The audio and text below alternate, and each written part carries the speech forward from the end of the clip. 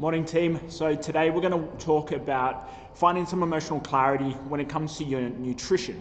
Now, one of the first things that I always speak to people about is mastering your nutrition through setting up systems that you can follow day after day that take you towards your goals and not away from them. And majority of the time, the reason why we set these systems up in the first place is to make sure you don't have any extra things that you need to think about on the daily, that your mental capacity is free to focus on what's necessary for the day, and that things like nutrition and your caloric intake and all that type of stuff is automated and you're able to just implement in the system every single day, 7 days a week. Now, the first thing that we are going to chat about is your caloric needs versus your macronutrient needs. So when we're looking at your nutrition as a whole, the foundational point that we always focus on when you are starting your nutritional journey is calories. Now, the reason that we focus on calories initially first is because across your journey, a lot of shit can become pretty, confusing. So we want to try and dumb it down and keep it as simple as possible for you guys so you're able to be successful throughout your nutritional journey. By doing that and focusing solely on your caloric intake, we can also focus on the foods that you enjoy eating and create a nutritional plan that is more about lifestyle mixed in with your fat loss goals as well, okay? Whether fat loss is your goal or toning is your goal, calories is the number one way we get there.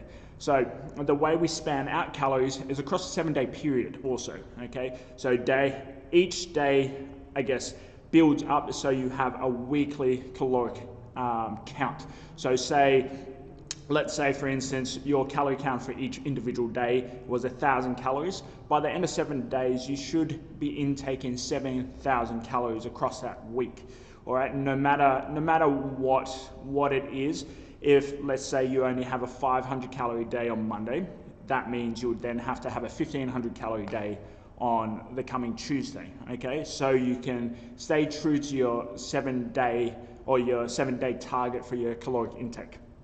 Now, how this helps you guys, what this knowledge is important for you to know is most people go around looking at their caloric needs as a day-to-day basis, where this is trying to give you a broader scope, a larger understanding that it's the week of your intention, not just the daily intentions that count, okay?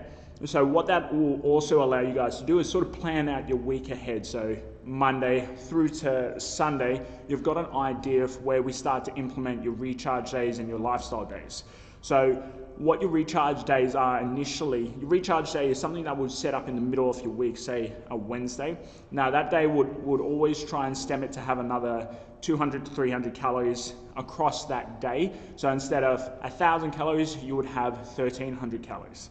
Okay, and more of your lifestyle days are things that you'll do on the weekend. So a Saturday or Sunday would be a lifestyle day. We call them lifestyle days because those are the more relevant days that you're actually going out and spending time with your friends. So same additive could be added there. You could add 300 calories to that day, which would bring it then to a 1,300 calorie day, okay?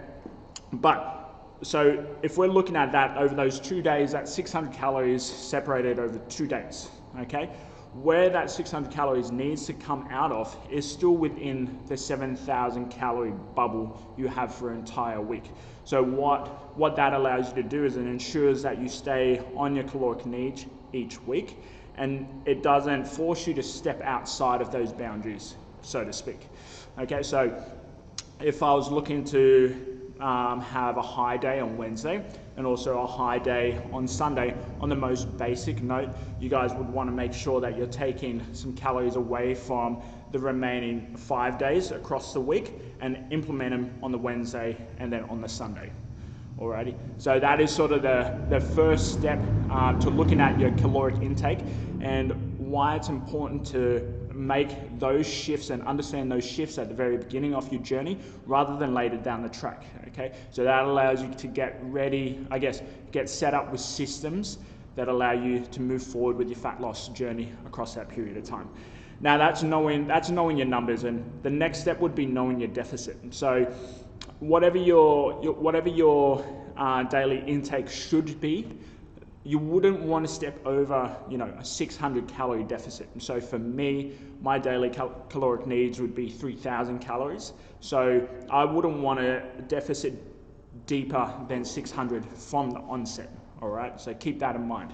That just allows me to continue moving and training and focusing on my performance goals as well as my fat loss goals. Now, one of the other questions I will ask as well, moving daily is super important, especially when you're on a fat loss journey, okay?